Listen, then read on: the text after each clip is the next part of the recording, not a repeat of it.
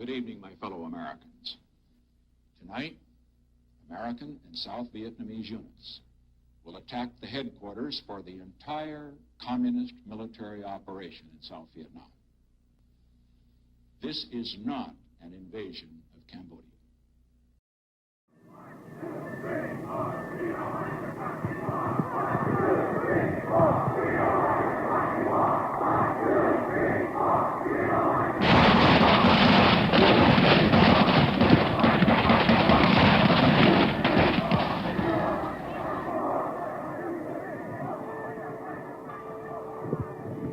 So there was a huge demonstration protesting both those events.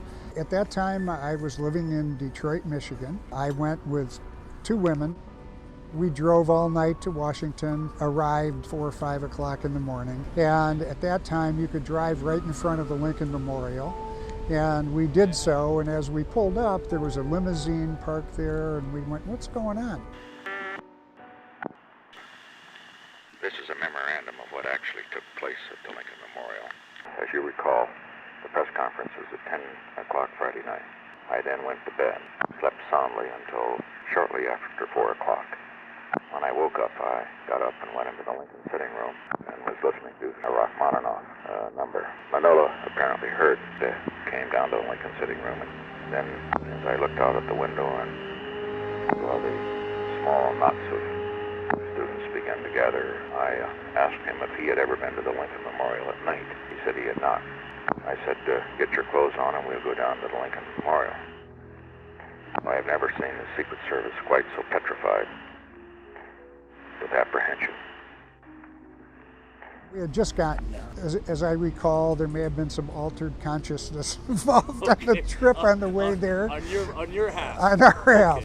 And we went up to the top of the Lincoln Memorial. There were probably 30 or 40 people there, crowded around, and President Nixon was out there. I walked over to a group of them and walked up to them and shook hands. They were not unfriendly. As a matter of fact, they seemed somewhat overawed and, of course, quite surprised. I said, "I know you. That probably most of you think I'm an SOB. But I want you to know that I understand just how you feel."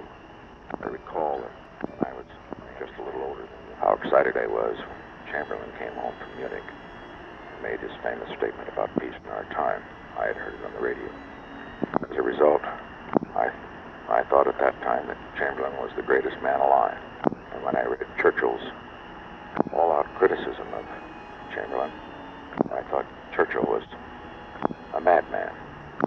In retrospect, I now realize I was wrong. The first rays of the sun began to climb up over the Washington Monument, and I said I had to go, shook hands with those nearest to me, and walked down the steps. A bearded fellow from Detroit was taking his picture as I began to get into the car. I asked him if he wouldn't like to get in the picture. He stepped over with me, and I said, "Look, I'll have the president's doctor take a picture." And he took a picture of the two of us. Unfortunately, didn't focus the camera. And at that time, I hadn't shaved or cut my beard for 3 or 4 years. I was pretty wild and woolly. He seemed to be quite delighted. It was, in fact, the broadest smile that I received while I was on the entire visit. See, that probably is an indication of our preparation for the visit, not the visit itself. Okay. There was this part of me that was going, "Now's your big chance. Say something that makes him see everything," And then there was this other part of me that was very intimidated by the power and office of the presidency as it was manifesting even at that hour of the morning. As I left him, I said, "Remember, this is a great country with all of its faults." I said, "If you have any doubt about it, go down to the passport office and you won't see many people lining up to get out of the country. Abroad, you'll see a lumber lining up to get in." He smiled and took it all in good humor. We shook hands. I got into the car and drove away. He said, many years ago, a Chinese friend of mine told me that at age 14, they decide who goes on to higher education and who goes to trade school and who goes to work in the farms. And then he looked at me and he said, "I told my friend, you're losing the Churchills." And then sort of patted me on the shoulder and said, "Because, Bob, the Churchills are the late bloomers." You know, it was very weird. It was a very surreal experience. And then he went down and talked to the two women I was with and had sort of a similar kind of conversation with them. Asked them if they were married, told them that, you know, don't worry, my daughter's that age and she's not married either. It was as if, usually I described it to people afterwards as if somebody's, when you were in junior high or, you know, early high school and you're having a party in someone's basement and the parents come down and talk to you, make sure the lights are on and stuff.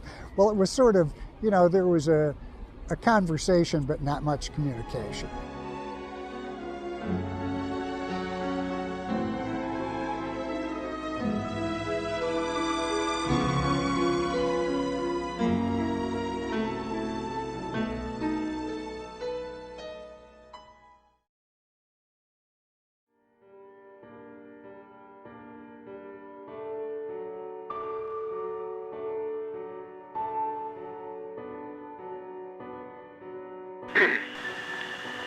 Memo to Haldeman with regard to this memorandum. After you read it, I think you will share my complete frustration with regard to coverage of my activities. I can well understand why John Ehrlichman got the idea from the news reports that I was tired and all I talked about was nonsensical things. Even when I'm tired, I do not talk about nonsensical things. That's the end of the memorandum.